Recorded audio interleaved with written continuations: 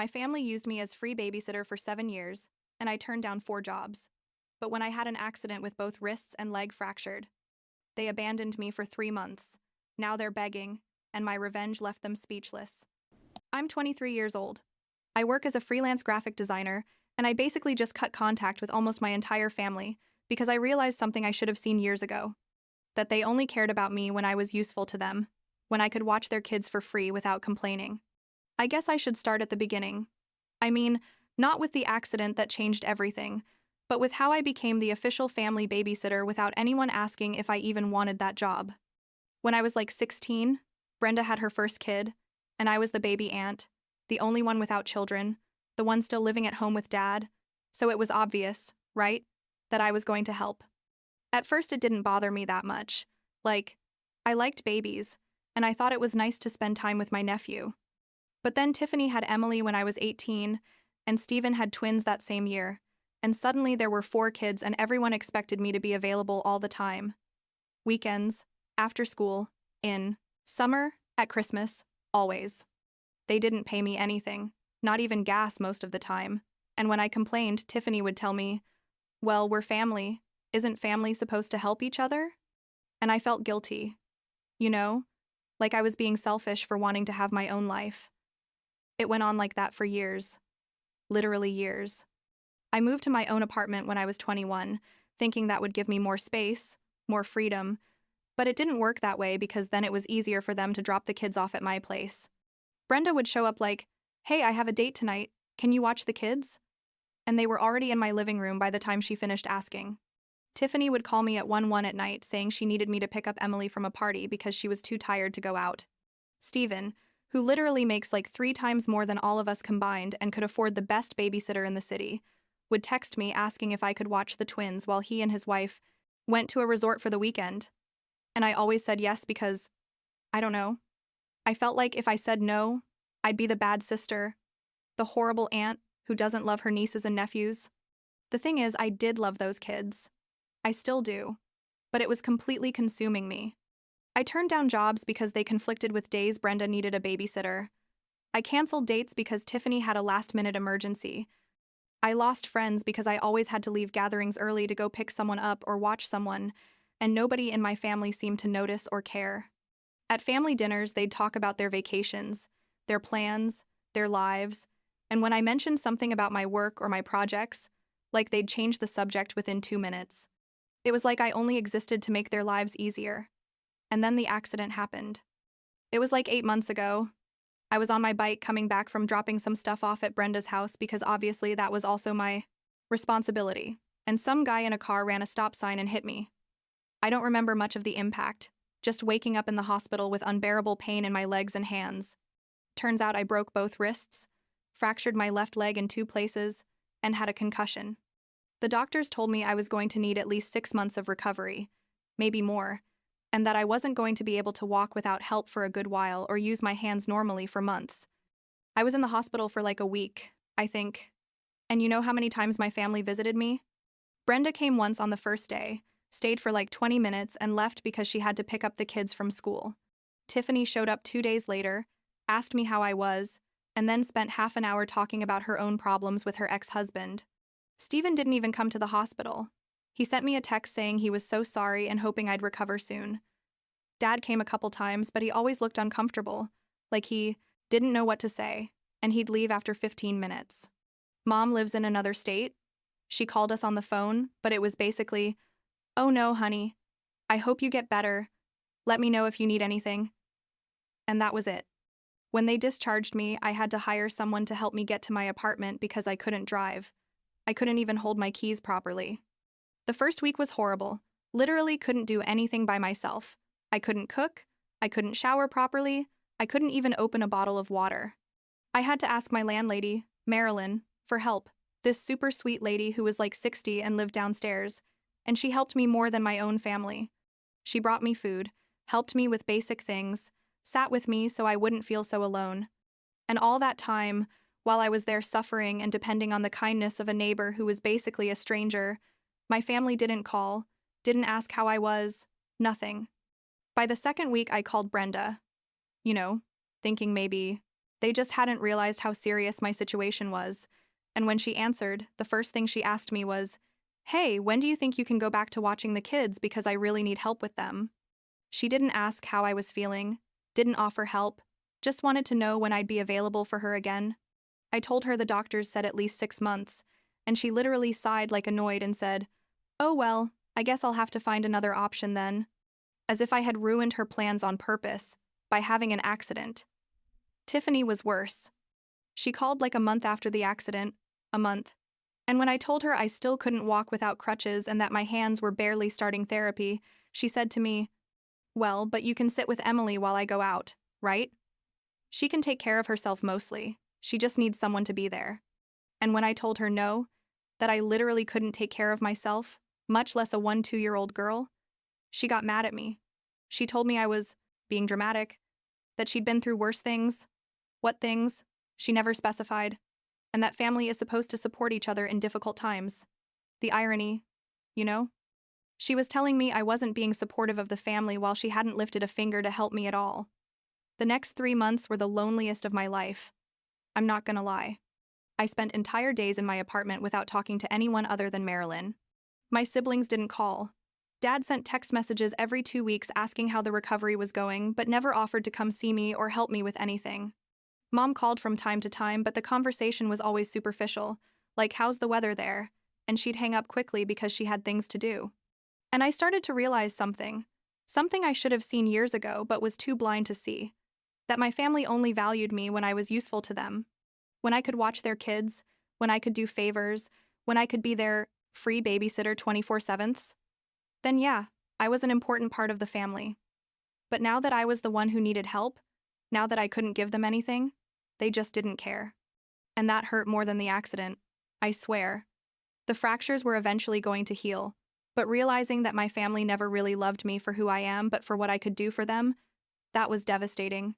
I spent entire nights crying, wondering what I had done wrong, why I wasn't enough for them, why Marilyn, a neighbor I barely knew, showed me more love and care than my own siblings and my dad. When it had been like 3.5 months since the accident, I was already walking without crutches, still limping, but I could walk. And my hands were so much better, still not at 100%, but functional. And then Tiffany called, and this time she didn't even ask how I was. She went straight to the point. "Hey, I need you to watch Emily this weekend. I have plans and I can't cancel them." And something in me broke. Or maybe it finally fixed itself. I'm not sure. I told her no. And she stayed silent for a few seconds and then said, "What do you mean no?" And I explained, very calmly, considering I was furious inside, that I wasn't going to be her free babysitter anymore, that for months nobody in the family had bothered to help me or even visit me, and that clearly they only valued me when it was convenient for them. She exploded. She told me I was selfish, that family comes first, that how could I be so immature and spiteful, that everyone was busy with their own lives and couldn't drop everything to take care of me, but I was supposed to drop everything to take care of their kids apparently. I told her I had already made my decision and hung up. I blocked her number immediately because I knew she was going to keep calling and insulting me. 2 days later, Dad called me saying we needed to have a family meeting to talk about all this, that I was causing problems and that we needed to resolve it. I didn't want to go, but he insisted so much that I finally agreed, thinking that maybe, just maybe, they were going to understand my point of view. The meeting was at a cafe near Dad's house, and Brenda, Tiffany, Stephen, and Dad were there. Mom didn't come because she lives far away, obviously. It was horrible from the first second. Brenda started by saying I was being ridiculous and that I needed to get over my drama and go back to helping with the kids. Tiffany said I had always been difficult to work with.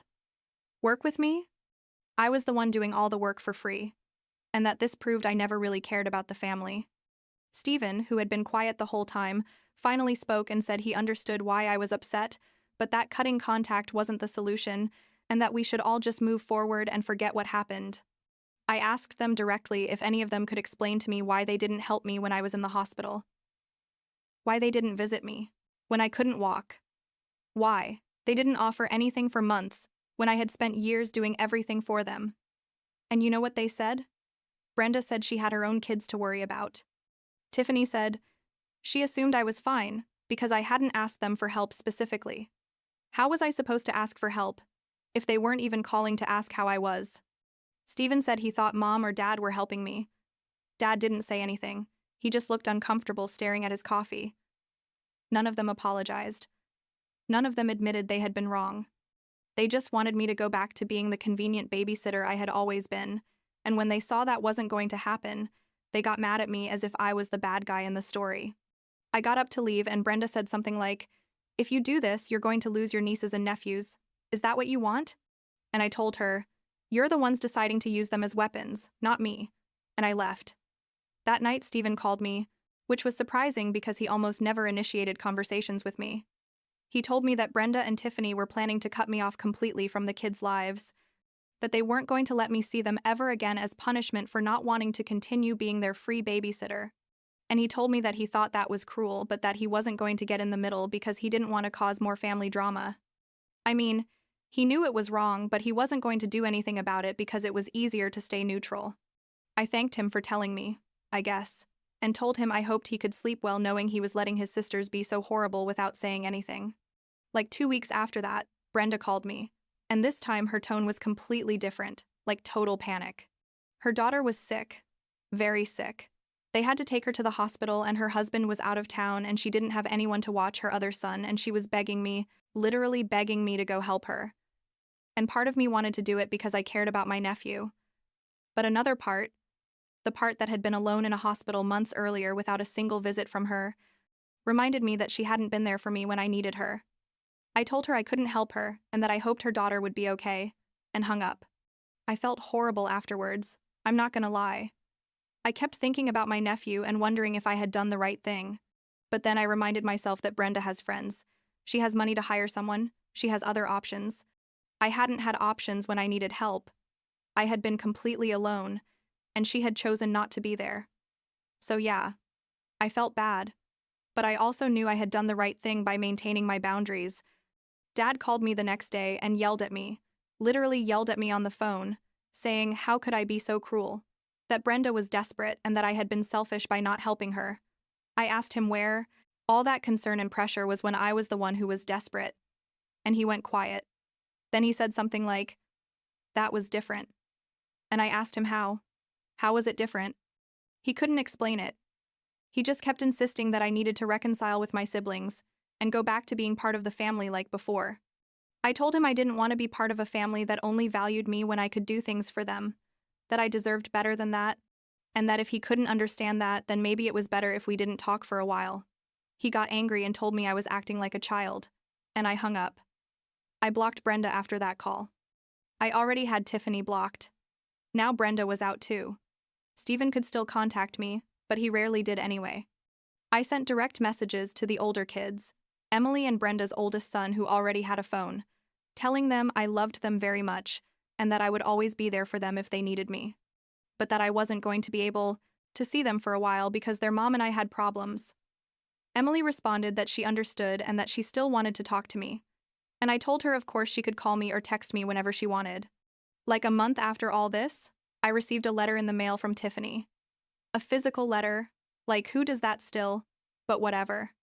It was super long, like 4 pages of her basically telling me I was horrible, that I was destroying the family, that the kids missed me, and it was my fault they were sad, that I had always been selfish, but this was a new level, and a bunch of other stuff designed to make me feel guilty. And it worked for a moment. I sat in my living room, reading that letter and feeling like garbage, wondering if I really was as terrible as she said. But then I realized that everything in that letter was manipulation. She never mentioned the accident, never admitted they hadn't been there for me, never apologized for anything. She was just trying to make me. I feel so bad that I'd come crawling back and agree to keep being her free babysitter, and that made me angrier than sad. So I ripped up the letter and threw it in the trash. I called my phone company and changed my number. I gave the new number only to Mom, to Steven, though he doubted he'd use it, and to Emily directly. Nobody else.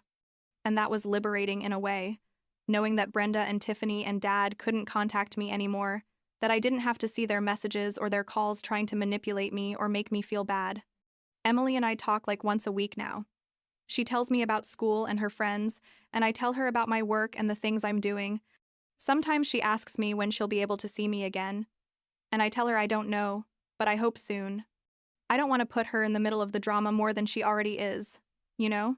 But I also don't want to lose her completely because she's not at fault for any of this, and she really is a good kid. Like 2 months ago, Mom called me and told me she had talked to Dad and my siblings, and that everyone thought it was time for me to forgive and forget all this. I asked her if they had admitted they were wrong, if they had apologized, if they had shown any kind of remorse or understanding of why I was so hurt. She stayed quiet for a moment and then said, "Well, no. But you know how your dad and your siblings are. They're not good at expressing those things." And I told her I wasn't going to forgive people who didn't even think they had done anything wrong. That I wasn't going back to a relationship where I was valued only for my usefulness, and that if she couldn't respect that, then maybe it was better if we took some distance too. She hasn't called me since then, but I'm not surprised either. Mom has always been like emotionally absent, always taking the easy way out, so it makes sense she doesn't want to deal with this. I'm in a much better place now, honestly. I've reconnected with friends I had lost during those years when I was a full-time babysitter. I've taken on work projects I used to turn down because I didn't have time. I've started going to therapy to process all this. My therapist says that what I did was establish healthy boundaries, and that it's normal to feel guilty when you do it for the first time, especially with family, but that over time that feeling will diminish. And she's right. I don't feel as bad as I did in the beginning. Do I miss my family? Yeah, sometimes. I miss the idea of what I thought we were, of what I thought we could be. But I don't miss how they made me feel. I don't miss being used and taken for granted. And I definitely don't miss that feeling of never being enough no matter how much I gave. Last week, I went to have coffee with Marilyn, my neighbor who helped me during recovery, and I told her everything that had happened. She listened without interrupting, and when I finished, she told me something that's been going around in my head. She told me that sometimes the people who should love us most are the ones who treat us worse because they assume we'll always be there no matter how they treat us. And that there's nothing wrong with walking away from people who hurt you, even if they're family. So, I guess that's it. I'm 23 years old. I cut contact with almost my entire family, and I'm learning to be okay with that decision. Some days are harder than others, but most of the time I feel lighter, freer, like I took a huge weight off my shoulders. And maybe someday they'll understand why I did what I did, or maybe they won't. But it's not my responsibility to make them understand anymore. My responsibility now is to take care of myself, something I should have started doing years ago.